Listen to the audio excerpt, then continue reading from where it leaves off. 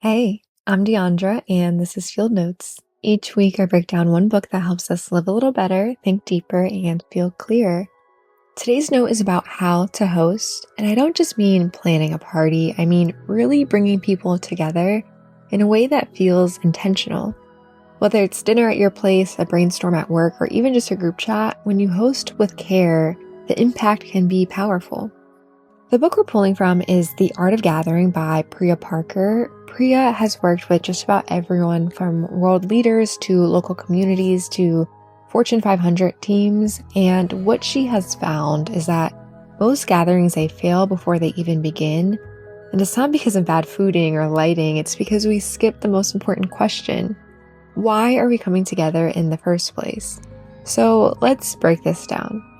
First, gatherings are not about logistics, they're about meaning. Most of us stress over the playlist, the food, the space, but we skip the part that actually makes it matter. We forget to ask, what's the point? What's the intention? How do I want people to feel?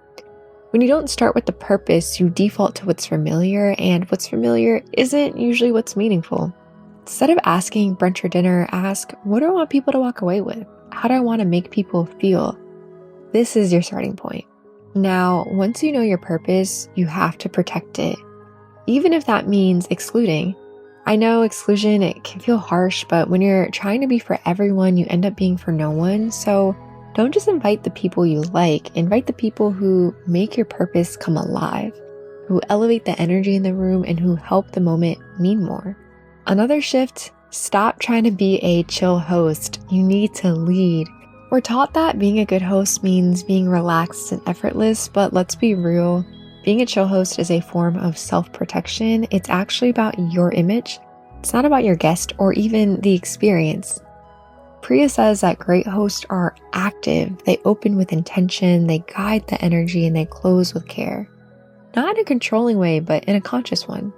Let me tell you guys one of my favorite moves to pull. Assign people roles. So here's how it goes. You give people something to do. Give someone like, hey, you are in charge of keeping all glasses filled for the night as a role.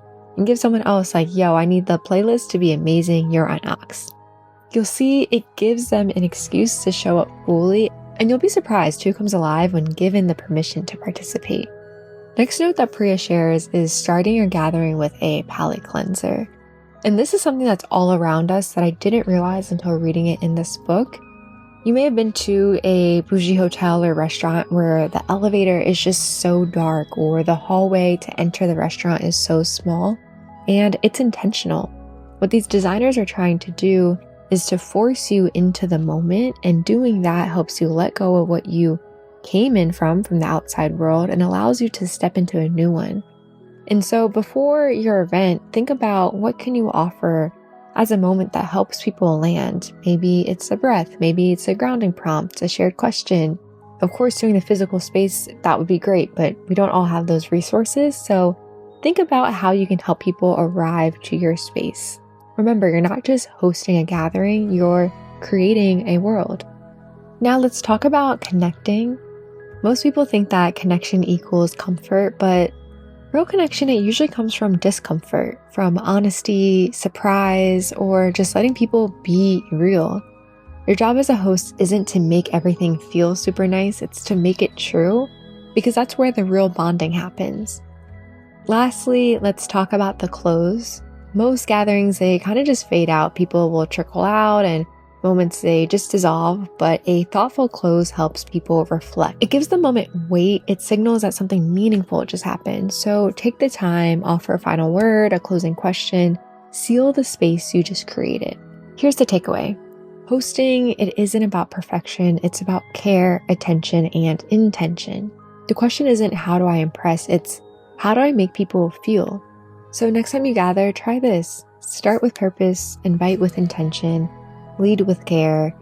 Don't be afraid to guide, because when it's done right, gatherings become its own kind of medicine.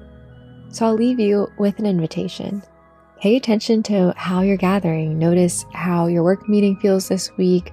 Watch how the person leading the call shapes the energy and how it impacts the way people show up.